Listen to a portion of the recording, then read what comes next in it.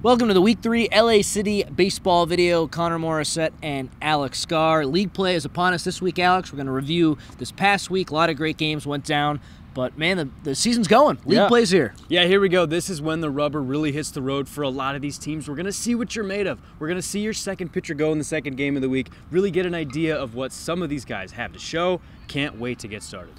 Before we get into the top 10 like we do every week, who are some teams outside this week that just missed the cut, Granada Hills comes to mind, Yeah. Sylmar, San Fernando, teams like that. Yeah, so San Fernando and Granada Hills. Granada Hills was in our initial top 10. They dropped out a couple of weeks ago. And then San Fernando, they were a mainstay. I think this is our third top 10. They finally drop out after getting shut out against Taft. Spoiler alert, Taft, like we're going to talk about in a minute, they jump in. Sylmar, for me, they're 10B. Taft is in there, and I know Sylmar beat Taft in 9 innings. It was a one-run ball game. So both of these teams, it's almost like a coin flip.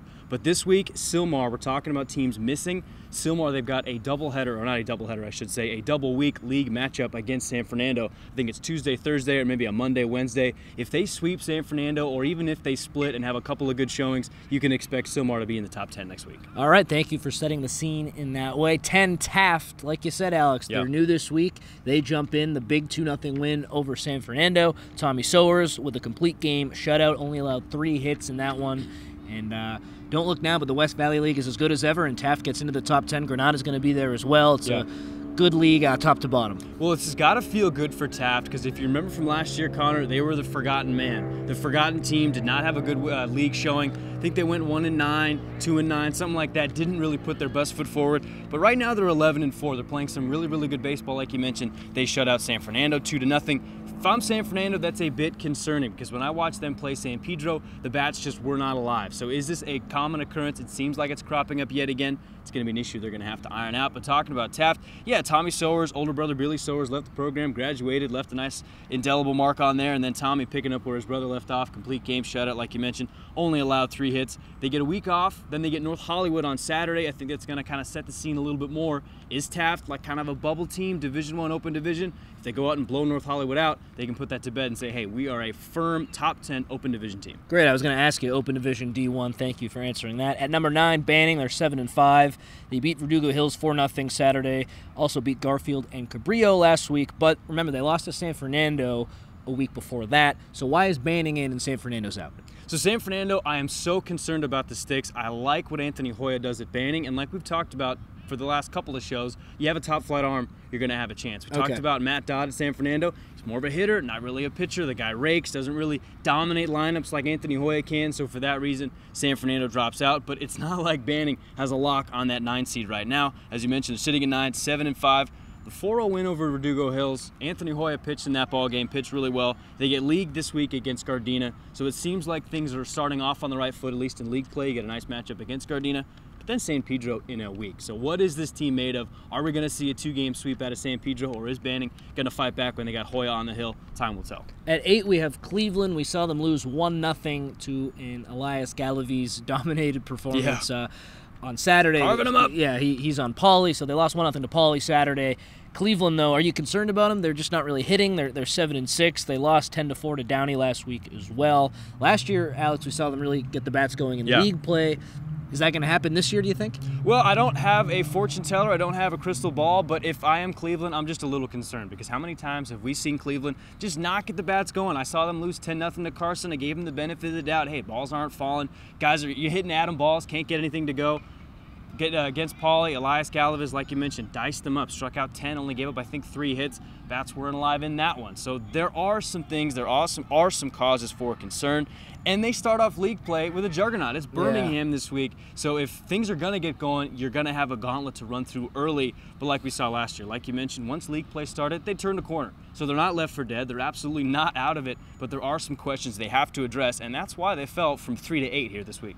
We really like the compete of Chris Lozano. Oh, yeah, no, the kid's a beast. He pitched really well against Pauley, didn't get any run support at all, and At one point during that game, he had his teammates back. There was a collision at the plate. He's a competitor. Last year, up, 45? Yeah. Last year he was kind of a quieter. You interviewed him, and he was like a mouse. This year he's wearing his heart on his sleeve. He knows he's the leader, and he's only a junior, so he really impressed us. But we need to see a little bit more from the rest of that group. And it's not like Lozano didn't pitch well. It was a 1-0 ball game, right? Elias Galaviz helped himself. He had an RBI double. That was the only run scored in this ball game. So we're still high on Lozano. He's an all-city talent, and like you mentioned, a little bit more fire. He knows he's the guy. The team knows he's the guy. He's a good leader, and he's only a junior, so they're going to be in good hands for another year.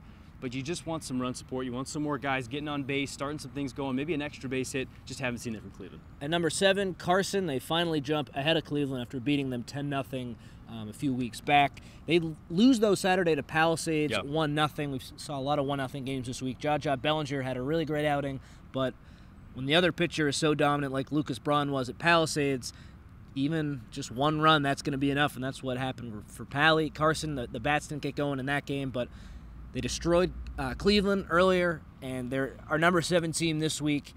Jaja Bellinger's pitched so well, I wouldn't really look at that loss and say that's a bad loss at all. Pally's jumped into our top 5 this week, so Carson, they're right there. Just need to get the sticks going in those big games. Yeah, you know what? I'm not concerned. When a team gets diced up against a great pitcher, I'm not concerned. That doesn't worry me so much. What I want to see, how do you compete against pitchers that you should be beating?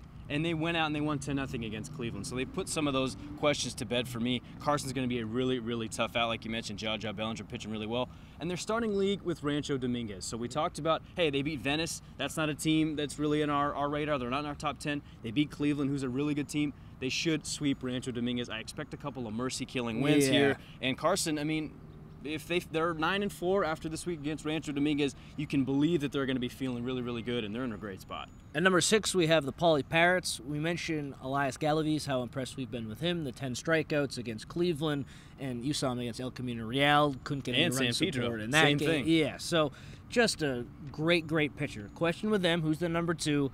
Another question, we know Juan Rodriguez over there at third base is a great player, but the bats. We need to see more from the Poly Bats. They're the only team under 500 in the top 10. They're 4-5-1. But when you have that number 1 player, it really helps. But after him, I question. They'll make the Open Division because they'll win that league and they'll get in there. Yeah. But do they have enough to win a round or go far in the Open Division? They need more from some guys other than Galaviz. Yeah, I've seen 3 Poly Parrots baseball games. They've scored 1 run in those 3 games that I've seen. So there are some serious questions. And yet they're 6 because Galaviz is so great. Because he has dominated every single time I've seen him. I mean, he's allowed 1 run in those 2 outings through a shutout when we saw him on Saturday. Pauly's in a great spot when he's on the hill. Juan Rodriguez is a tough guy to face out of the back end of that bullpen. Throws in the low 90s. Problem is he doesn't really spot his fastball, but the thing still is with Poly, they have talent, but can they hit? We haven't seen them hit yet. They just had that 1 run scored against Cleveland, and the pitcher helped himself. It wasn't the middle of the order. No. So those are some concerning questions for me. But Poly right now, like you mentioned, they get Chatsworth at the end of the week. They got Grant early this week. Maybe that wakes the bats up a little bit. Facing Grant, they don't really have a ton of great arms. If you can score 10 runs, start to feel it a little bit, build some confidence, I wouldn't expect them to put a couple more runs up against Chatsworth. I agree, and that'll be a great game. Contemplating going to that one Saturday. We'll see about that. You mentioned Chatsworth. They're number 5. So why did they drop out of this top 4? They beat Burbank 13-1 last week, but then they lost to Sierra Canyon 2-1 earlier. Just thought process on dropping them out. So it's not really that they did anything wrong. It's just that San Pedro and Palisades are playing some great baseball right now. Both of these teams, I think, have a combined 3 losses and like 33 wins. Yeah. So both of these teams are just playing exceedingly good baseball against some pretty good competition. But yeah, there's nothing to sneeze at there for Chatsworth. They're 6-4. The close 2-1 loss. I think it went extras in 8 innings. Gabe Achicaro and Stevan Gomez both pitched in that game. So those are your 2 guys, right? Those are the guys that you're hoping kind of leads you towards a victory in league play once it gets started. And the 13-1 win at Burbank, that's what you got to do. An inferior opponent, you got to bring the sticks. You got to make sure you limit their opportunities and just get things going. Play 5 innings, play 6 innings, try to limit it not to the full 7, and they did a good job there. This is a full week for them. They're at Calabasas today as we're filming this in a couple of hours. And they've got Kennedy, who I expect them to beat, and then like you mentioned, on Saturday, they get Poly. What side of Poly shows up? Is it the team when Elias is starting and they're really tough to beat, or is it the team they got to face there too, and maybe they're a little bit easier to punch up? We'll see. Yeah, so we still have some questions about Chatsworth. We mentioned last week how they're consistent. It's time for them to start showing that. Go out, beat Kennedy. Go out, beat Poly. Establish yourself as one of the better teams in the city, and I think they have a pretty good shot to do that. Yeah, and they beat Calabasas last year. I remember watching that game. Yeah, I think we were both there, right? Yeah, I think they have a pretty good shot to beat Calabasas again this year, so it's a matter of just kind of getting the legs underneath them. They kind of had a slow month of March. March. Things weren't really getting started. Last week they have 2 games. This week they have 3 games. So here we go. Here comes the ramp up. This is a great time to get yourself in rhythm, see the baseball well, and I expect them to win a couple ball games this week. Into the top 4, San Pedro from the Marine League at number 4. You mentioned the combined wins and losses of Pali and Pedro. Pedro 11-1. They beat Kennedy 5-3 last week, and Salesian 10-0. Start league play with Narbonne this week. They should keep winning. Yeah, remember when I talked about at the last show, I said, hey, that Salesian game, maybe it's a coin flip. No, it wasn't. It was 10-0. Maybe there was a bit of an advantage because the game was supposed to be played, I believe, on Tuesday. Umpires never showed up. Okay. Running late, never showed up. Have to reschedule to a Thursday. Maybe that's a little bit extra lift. You never know. You can't really credit. We'll never know. But hey, a 10-0 win that's on the book forever. Count it. That's a huge win for them. The one that's a little bit dicier for me, the 5-3 win over Kennedy. We talked about Kennedy being down a little bit. You want to see them win a little easier. That's a team I would have thought they would have beaten, but they didn't have their ace on the hill. I think Scognamio, he came in, closed the ball game, I think a 2-inning save. So he still pitched in that ball game. It didn't have their number 1 guy. But hey, Josh Duarte, 3 RBI. I think he had a 3 RBI triple clearing the bases. Big 3rd inning, I believe, scored all 5 of the runs in the 3rd inning. They just would have liked to see them score a little bit more runs against that Kennedy team, but you can't sneeze at wins. And San Pedro, man, they are 11-1 and they are rolling. At number 3, Alex, we have Palisades. This is our 2nd year doing this. Pali at number 3. Is this the highest, I think, that the Dolphins have ever been in our baseball poll? Easy, yeah. And we sound like broken records, but it has everything to do with the pitching. Lucas Braun was the star of the show this week, but they have many other arms who are going to get the ball come playoff time. No one else has a 3-headed monster like this. No. Palisades is in such a good spot right now. They cannot be undersold. 12-2, and Lucas Braun, he's taken a huge step up from last year. He struck out 13 in the win against Carson. Just a 1-0 win, and yet we've talked so much about Wyatt Longcar, the kid going to Ohio State. He's going to be a monster. So Palisades, you can't undersell them right now. What happens in the playoffs? Pitching. Can you throw an arm out on Saturday, those 3 weeks in succession? You're just not going to have much of a chance against this pitching staff. But hey, you know what? Palisades, they get Laces this week, and then they have San Fernando on Saturday.